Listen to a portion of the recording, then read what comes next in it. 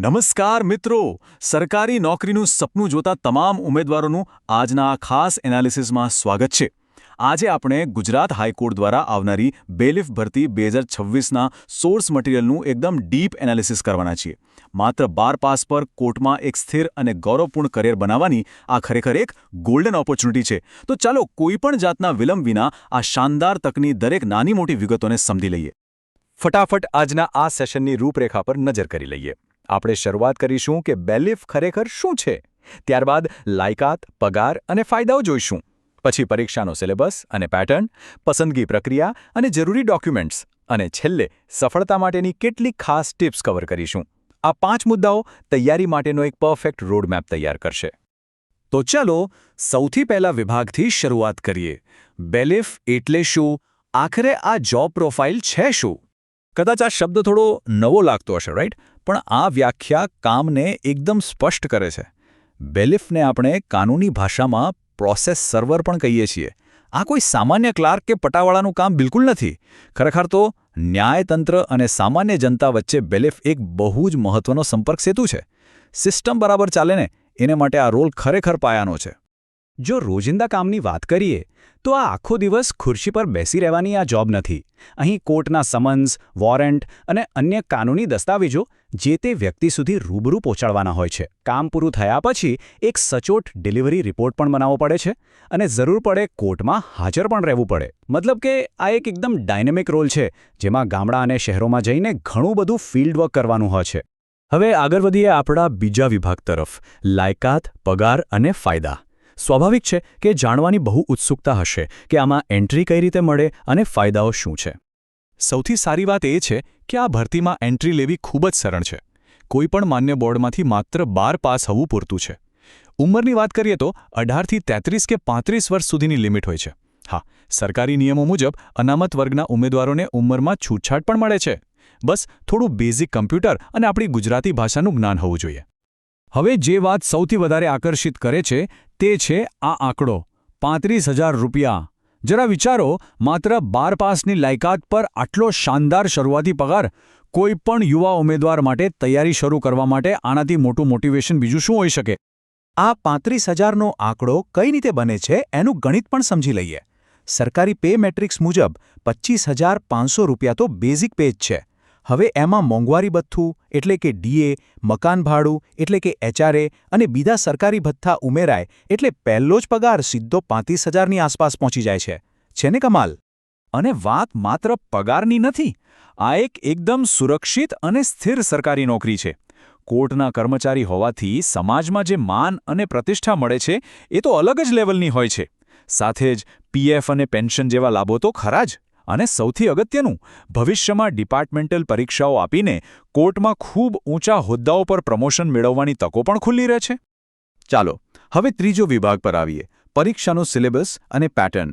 લક્ષ્ય નક્કી થઈ ગયું છે તો હવે એને હાંસલ કરવા માટેનો રસ્તો પણ ક્લિયર હોવો જોઈએ.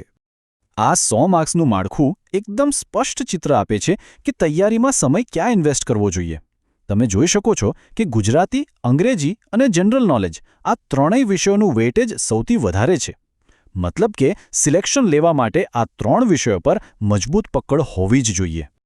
આ 25-25 માર્કના ભાષાના પેપરની વાત કરીએ તો ગુજરાતીમાં ધોરણ 10 અને 12ના સ્તરનું વ્યાકરણ અને શબ્દભંડોળ જ પૂછાય છે.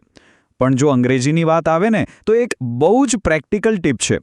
આજથી જ રોજિંદા 10 નવા અંગ્રેજી શબ્દો શીખવાની આદત પાડી દો. આ નાનકડી ટેવ વોકેબ્યુલરી અને ગ્રામર બંનેમાં ગેમ ચેન્જર સાબિત થશે. હવે આવે છે બીજો 25 માર્કનો મોટો વિભાગ, જનરલ નોલેજ અને વર્તમાન પ્રવાહો.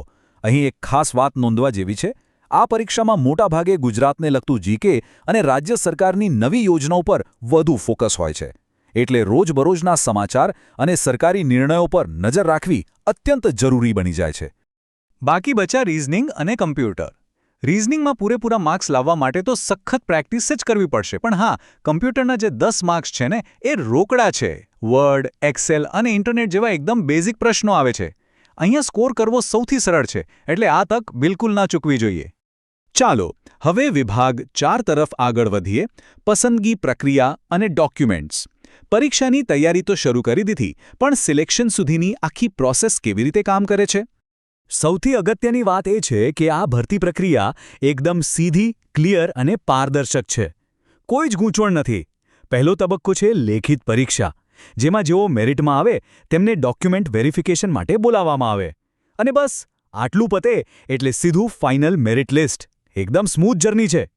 પણ હા, છેલ્લી ઘડીએ કોઈ મોટી ભૂલ ન થઈ જાય એના માટે આ ડોક્યુમેન્ટ્સ અત્યારથી જ તૈયાર રાખવા બહુ જરૂરી છે. માર્કશીટ, આધાર કાર્ડ તો ઠીક છે, પણ જો અનામત વર્ગમાંથી આવતા હો તો જાતિ પ્રમાણપત્ર અને ખાસ કરીને નોન ક્રીમી લેયર કે EWS સર્ટિફિકેટ વેલિડ તારીખના છે કે નહીં તે ચોક્કસ ચેક કરી લેજો. અને હા, બેઝિક કમ્પ્યુટર કોર્સનું સર્ટિફિકેટ પણ હાથવગું રાખવું. અને હવે આપણે પહોંચી ગયા છીએ આજના એનાલિસિસના અંતિમ અને 5મા વિભાગ પર, સફળતા માટેની ખાસ ટિપ્સ. કોઈપણ ફિલ્ડમાં જતા પહેલાં તેના પડકારો જાણવા બહુ જરૂરી છે. આ જોબમાં ફિલ્ડ વર્ક, સતત મુસાફરી અને સમયસર નોટિસ પહોંચાડવાનું પ્રેશર તો રહેવાનું જ. પણ જો તમે ઉર્જાવાન છો તો આ પડકારો તમને કંટાળાજનક ડેસ્ક જોબથી બચાવશે. ખાસ કરીને ગ્રામ્ય વિસ્તારના એવા યુવાનો જેઓ ઓછા ખર્ચે તૈયારી કરી રહ્યા છે, તેમના માટે આ એકદમ પરફેક્ટ અને લાઈફ ચેન્જિંગ કારકિર્દી છે. તો તૈયારી શરૂ ક્યાંથી કરવી? ચાલો જોઈએ આ ગોલ્ડન રૂલ્સ, જે સામાન્ય ઉમેદવારને સીધા ટોપર બનાવી શકે છે.